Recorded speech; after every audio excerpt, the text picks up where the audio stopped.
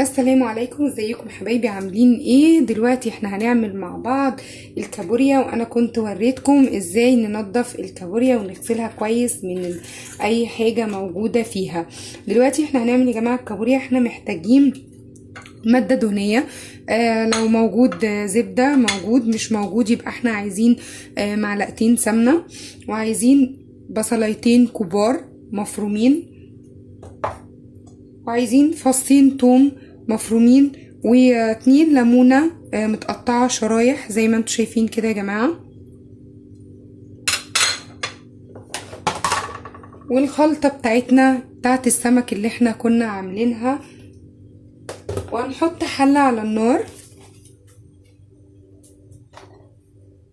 دلوقتي يا جماعة احنا حطينا الحلة على النار، وهننزل بالمادة الدهنية بتاعتنا.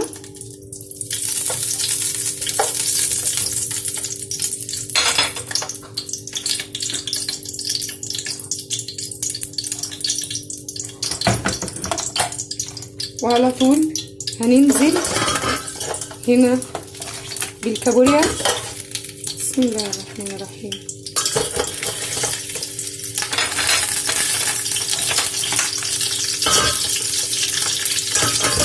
حطيناها في الحلة دي يا جماعة عشان خاطر الكابوريا بتجرح الحلل التيفال او السيراميك، فالألمونيا افضل حاجة ليها.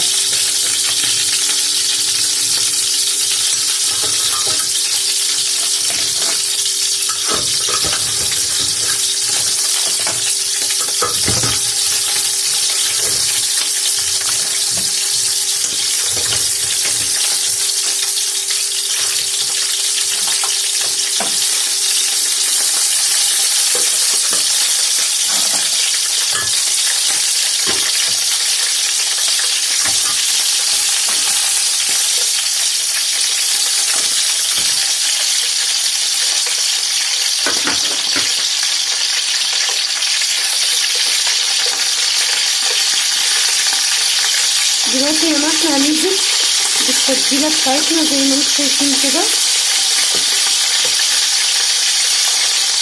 حبة حلوين كده.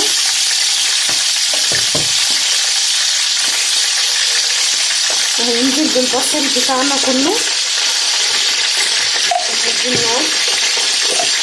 هننزل بالبصل كله كده،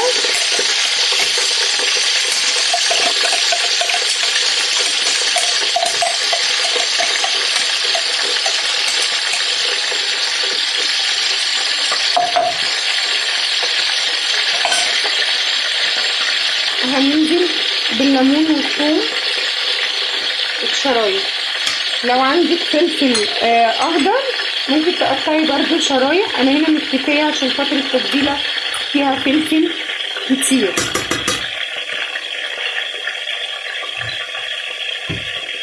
انا ممكن بس نزود شويه ملح. معلش يا جماعه لو الصوت مش واضح عشان بس الصوت بتاع النار. نزود شويه ملح كده،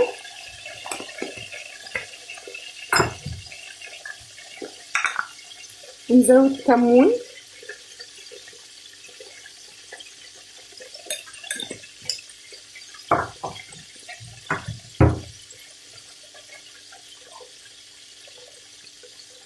وهنغطيها كده يا جماعة،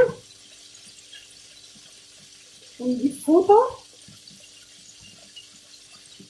كده زي ما انتوا شايفين، هنمسكها كده كده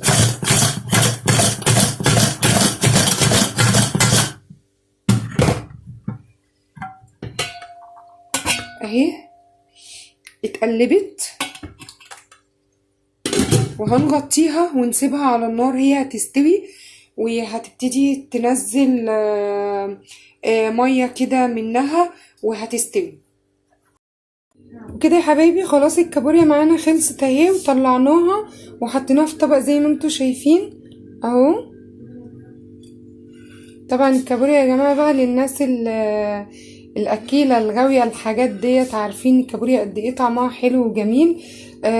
بالخلطه اللي انا وريتها لكم بالطريقه البسيطه دي خالص بيطلع طعمها يعني فوق الروعة بصراحة. جربوها هتعجبكم جدا والله وهتدعولي عليها. ويا ريت يا جماعة لو عجبتكم يا ريت ما تنسونيش في اللايك وفي الشير وفي السبسكرايب علشان خاطر اقدر اكمل واقدر اعمل لكم ان شاء الله حاجات احلى واحلى باذن الله. اشوفكم على خير في وصفة جديدة مع انجي. سلام.